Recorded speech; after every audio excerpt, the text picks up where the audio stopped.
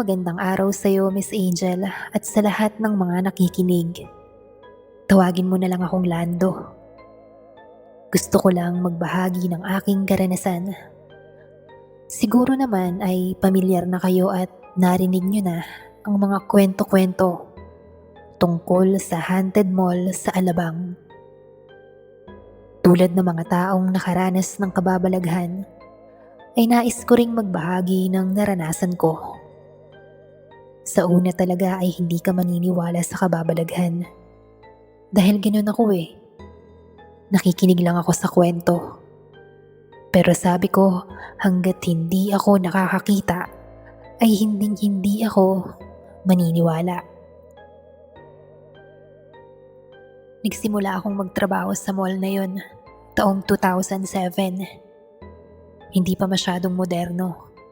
Hindi pa din masyadong uso ang mga smartphones. Isa akong janitor doon. Maayos naman at madali lang naman ang trabaho. Matagal akong pang umaga noon at kung saan-saan na din ako natutoka na maglinis. Sa araw-araw na trabaho ko ay wala namang kakaiba. Hanggang sa marami na akong naririnig na kwentong katatakutan. Parang ginawang panakot na yun. Lalo na kung magkakatrabaho kayo at naging malapit na sa isa't isa. Lahat na ginagawang biro. Parang narindi na ako noon dahil araw-araw ay naging bukang bibig na yon ng mga kasamahan ko. Wala na silang ibang usapan kundi katatakutan. Dahil na din sa may konting kayabangan ako noon ay sumabat at sinasagot ko ang mga kasamahan ko na walang ginawa kundi mag-usap ng kababalaghan. Sabi ko ay wala namang katotohanan ang lahat ng sinasabi nila at huwag silang duwag na matatakot sa mga kathang isip lamang. Kung talagang matapang ka, Lando, magpanggabi ka para maranasan mo ang sinasabi namin. Walang problema, yun lang pala eh. Sagot ko. Dahil doon ay nagpanggabi ako. Pagsara na ng mall at wala ng tao ay kami-kami lang ang naiiwan at mga ilang gwardya. Maraming beses akong nagpanggabi noon at wala naman akong kahit na anong nararamdaman. Hanggang sa na-assign ako sa sinehan. Gabing-gabi na din noon at wala ng tao sa loob ng mall. Mag-isa lang akong nakatayo sa labas ng sinehan noon. Madilim at ibang-iba ang naging pakiramdam ko. At hindi ko din maipaliwanag. Dalawa kaming na-assign doon pero hindi nakapasok ang isa kong kasamahan dahil bigla-bigla na lang itong nagkasakit. Ilang minuto akong nakatayo ay nilapitan ako ng isang gwardya na nagra-rounds noon. Nagtanong pa siya kung ako lang ba daw ang maglilinis sa loob ng sinehan. Tumango lang ako at sabay sabi niya na ingat. Hindi ko alam kung para saan ang sinabi niyang ingat. Pumasok na ako noon sa loob at sinimulan ng magwalis. Sumisipo lang ako noon habang papalapit na sa mismong loob ng sinehan. Nakabukas lahat ng ilaw noon kaya hindi nakakatakot. Kitang-kita ang buong sinehan. Umakyat ako sa taas. Doon ko uunahing magwalis. Habang nagwawalis ako ay bigla akong napatigil dahil namatay ang ilaw noon at tanging sa mga gilid lang na ilaw ang bukas. Kahit papano ay kita ko pa din naman at meron din naman akong dalang flashlight. Tinuloy ko ang paglilinis. Bago pa lang ako matatapos ay may naapakan ako noon. Dahilan para mapaupo ako. Hindi ko masyadong makita kung ano yung naapakan ko. Pero isa lang ang naisip ko. Para siyang paa. Kinapaka pa ako pa noon. At nang hindi ko makapa, binuksan ko ang flashlight ko at tinapat ko sa may ilalim ng upuan. At doon ay para akong mahihimatay sa nakita ko. May binti ng tao sa tapat ko. Putlang-putla ito at parang basa. Itim na itim ang mga kuko. Hindi ko na itinaas ang flashlight, kaya hindi ko na makita kung tao ba talaga yun o ano. Dahil nagmamadali akong tumakbo palabas ng sinehan, nagsisigaw ako palabas. At saktong malapit lang din doon ang gwardya na kausap ko kanina.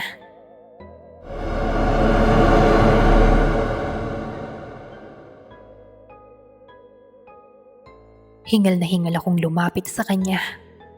Sinabi kong may binti. May namumutlang binti doon sa loob ng sinehan. Parang mangyak-ngyak pa ako noon. Natatawa lang yung gwardya na parang nakakaloko. Pumasok kami parehas sa loob ng sinehan para tingnan. Pagbalik namin ay nakabukas na ulit ang lahat ng ilaw doon. Ayaw pang maniwala sa akin ng guard at baka dala lang daw ito ng pagod dahil sa paglilinis. Pero sabi ko ay hindi. May nakita talaga ako. At alam kong may nagmulto sa akin sa loob ng sinehan.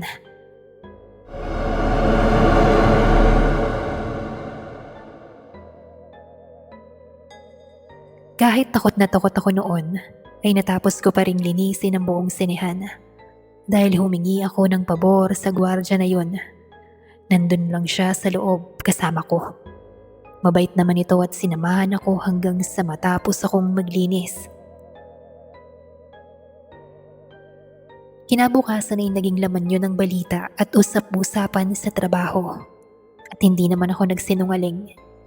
Ayoko nang magtapang-tapangan noon. Alam kong pinagtatawanan nila ako dahil ang mayabang na katulad ko ay nakaranas ng isang kababalaghan. Kahit sino naman din talaga ay matatakot kapag may nakita kang maputlang binti sa gitna at madilim na lugar katulad ng sinehan.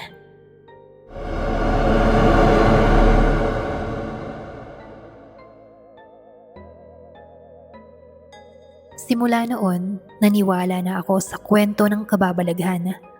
Dahil sa unang pagkakataon, naranasan ko yon. At nagpapasalamat din ako dahil hindi na yun naulit. Pero may mga paramdam pa din. Pero hindi na ako natakot at tuluyan ng nasanay. Tinapos ko lang ang kontrata ko noon at hindi na din ako nagpa-renew. Yung karanasan ko na yon ang naging dahilan kung bakit mas lalong tumindi ang pananalig ko sa Diyos. Sa tuwing duty ako, dasal lang talaga ang baon ko. At dahil doon, nawala ang takot ko sa mga ligaw na kaluluwa sa haunted mall na yon.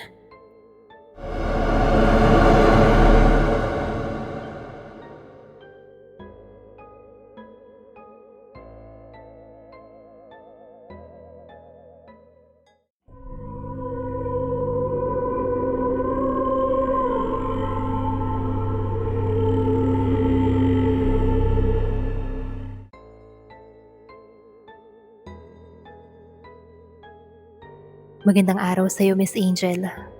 Ibabahagi ko lang ang aking karanasan sa isang mall na sinasabi nilang haunted. Madaming urban legend, maraming nakakatakot na storya dahil isa nga daw itong dating sementeryo. Tawagin mo na lang akong Laila. Isa po akong estudyante na ang tambayan ay ang food court sa mall. Lalo na pagtanghali, masarap tumambay sa loob ng mall dahil malamig, kasama ang mga barkada. Halos araw-araw ay laman kami ng mall.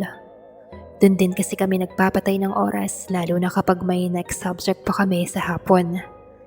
At sa tagal namin doon na namamalagi ay walang iisa sa amin ang nakakaranas ng kababalaghan. Katulad ng sinasabi ng karamihan. Pero naniniwala naman kami sa kababalaghan. At minsan ay yun din ang topic namin kapag wala na kaming mapag-usapan ng mga kaibigan ko. Isang tanghali noon at nauna akong makarating sa food court. Wala pa ang mga kaibigan ko. Umupo muna ako sa may bakanting lamesa at upuan. Nang maya-maya ay dumating ang isa kong kaibigan at tawagin na lang natin siyang Mayet. Umiiyak ito. Agad ko siyang tinanong kung ano ang nangyayari. Humahagulgol lang siya at di pa masimulang magsalita. Kaya binigyan ko na lang siya ng pagkakataon na umiyak muna at maya-maya ay dumating na din ang tatlo pa naming kaibigan. Nagsimula na siyang magkwento at tungkol yun sa kanila ng kanyang ex na niloko daw siya at nahuli niya itong ng babae. Tinamayan lang namin siya noon. Pagkatapos ay nag-aya na din sila na umalis dahil meron pa kaming klase. Pero bago yun ay sabi ko ay magbanyo muna kami. Walang may gustong sumama noon sa akin. Kaya tinanong ko si Mayet baka gusto niyang magbanyo para makapaghilamos siya doon at makapagayos. Pumayag naman siya. Sa malapit na banyo kami nakapunta at medyo nasa dulo ito. Tahimik din. Kahit janitor ay wala akong makita o kahit ibang tao. Kasunod ko lang si Mayet na umiiyak pa din. Sunod ay pumasok na ako sa cubicle noon. Dahil ihing-ihi na talaga ako.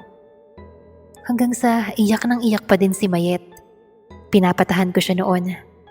Sabi ko kaya niya yun at magpakatatag lang siya.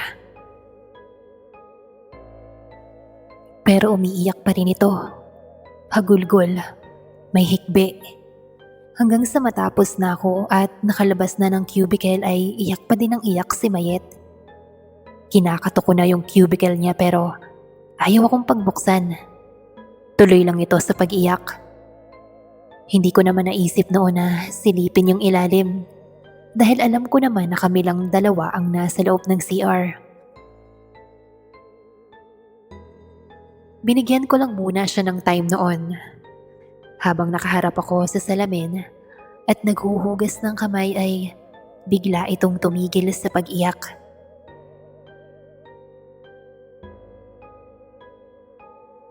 Ano Mayet? Okay ka na? Pwede ka na bang lumabas? Baka naiinip na sila sa labas eh. Wika ko. Walang sumagot sa akin noon. Nasa tapat lang ako ng cubicle ni Mayet nang biglang lumagabog yung isang pinto. Nagulat ako noon at napasabi pa ng Susmariosep. Pagkatapos ay umiyak na naman siya. Hindi na katulad ng iyak niya kanina. Parang iyak na nakakatakot. Bigla akong nakaramdam ng lamig. Kinatok ko ng kinatok si Mayet. Maraming beses. Natataranta na ako noon. Mayet, ano ba? Natatakot na ako. Pwede ba lumabas ka na dyan? Tuloy-tuloy ang pag-iyak. Mas lalong lumabig ang paligid. At nakakapagtaka na hindi pa siya lumalabas. Ang kalabugan ng pinto sa mga cubicle. Isa-isa ko pang binuksan ng 3 pang cubicle pero wala namang tao. Naninindig ang mga balahibo ko. Kaya sinabihan ko si Mayet na lalabas na ako at hihintayin na lang namin siya doon. Pero bago pa ako nakahakbang, ay biglang dumating si Cora, isa sa mga kaibigan ko. Sabay noon ay nawala bigla ang pag-iyak. Ano ba? Hindi ka pa ba tapos? Dumumi ka ba? Tanong niya.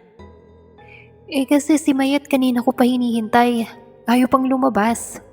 Iyak pa ng iyak dito. Kinikilabutan na nga ako eh. Nagsasara bukas yung mga pinto sa cubicle. Ha?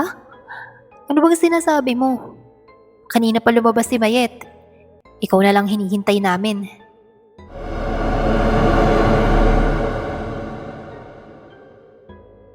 Tumindig ang balahibo ko nung sinabi niya yon.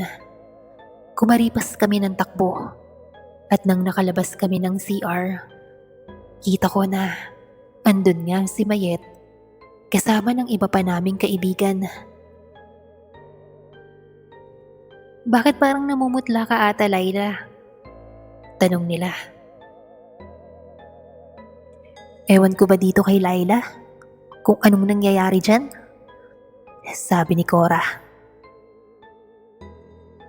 "May umiiyak dun sa cubicle. Akala ko kasi si Mayet.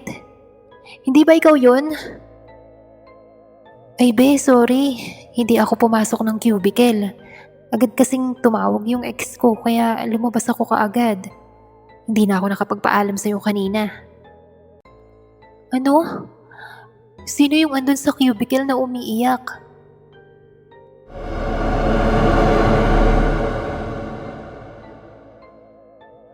Nag-decide kaming balikan yung CR para malaman dahil wala pa din kaming nakikita na lumabas na tao pagkatapos namin. Pagpunta namin ay may kasabay kaming janitor at papasok din siya sa loob. Nakasara pa din yung cubicle at pinipilit pang buksan ni Cora. "Ay ma'am, sira po yan. Matagal na po yung nakalak. Hindi na muna siya pinapagamit kasi sira po yung flash." Wika ng janitor.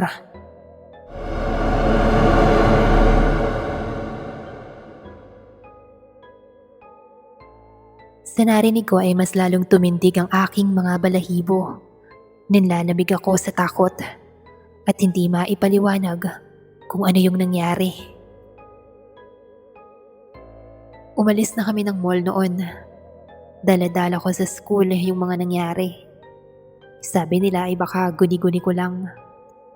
Basta kung ano-ano na lang ang sinasabi nila.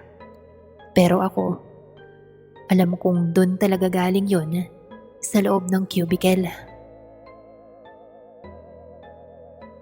Kahit may naranasan akong hindi maipaliwanag ay tumatambay pa rin kami sa mall. Nagkaroon nga lang ako ng kilabot lalo na sa CR nila. Iniwasan ko ng mapadpad sa CR.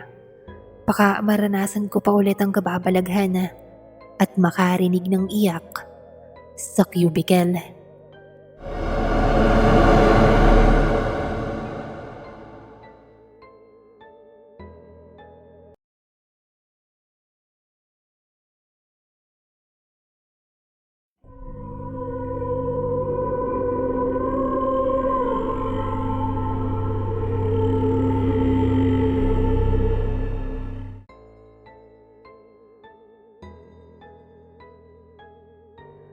Mapagpalang araw sa'yo, Miss Angel. Tawagin mo na lang akong Myra. Taga-probinsya po ako, pero sa Las Piñas kami nakatira ng mga kapatid ko. Nangyari itong karanasan na to nang minsang pumunta kami sa isang mall sa Alabang. Wala kaming idea sa mall na yon. Siyempre, probinsya na po kami. Trip lang naming mamasyal noon dahil sakto kasing may mall tour noong time na yon ang paboritong singer ng ate ko. And since Sabado noon at wala kaming pasok, kaya napagpasyahan namin na pumunta sa mall na yon. Maraming tao noon. Halos napuno na ng tao ang buong mall. Crowded na sa labas at pati na rin sa loob. Siksikan, punuan ng mga restaurant at food court. Kahit saan maraming tao.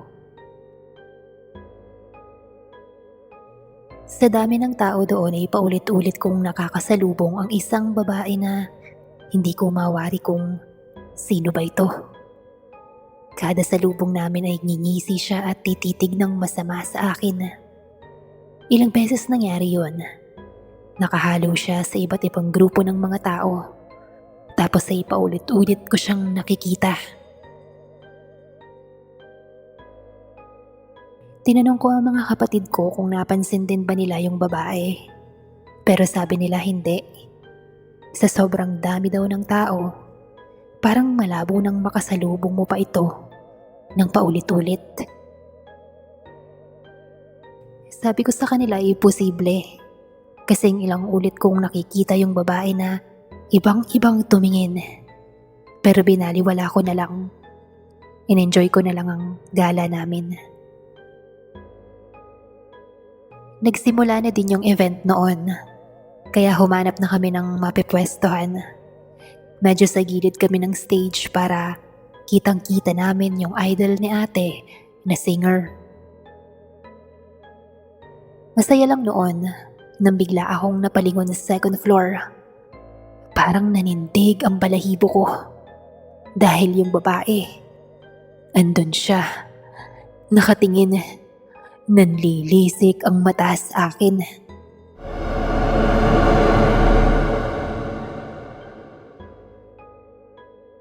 Inalis ko ang aking tingin at binaling ko sa iba. At sa pangalawang tingin, lumingon ulit ako sa second floor.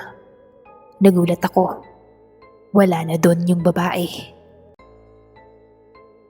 Nagsimula na akong mahilo noon at parang nanghihina. Hindi ko alam kung bakit. Tinapos lang namin yung event at umuwi na kami.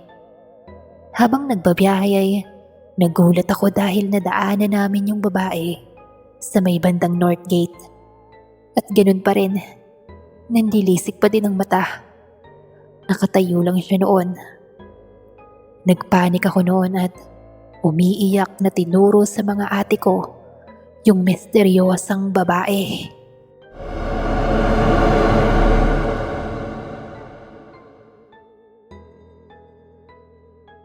May kasabay kami sa jeep noon na isang matanda. Nagtanong ito kung bakit ako umiiyak. Kaya nakwento ko ang mga nangyari. Natatakot ako noon baka sundan ako sa bahay. Kaya nagsuggest yung matanda na yun na sunugin ko daw ang suot ko at baka nakakursunadahan ako ng ligaw na kaluluwa. Dahil sa takot ay sinunod namin ang bili ng babae. Sinunog ko ang suot ko. Sa loob ng bahay ay taimtim kaming nagdarasal. Pagkatapos nun ay bigla-bigla na lang sumigaw ang ate ko. Paglingon niya daw sa may hallway ng bahay namin, papuntang kwarto ay may nakita siyang anino ng bata. Tumakbo kami palabas noon.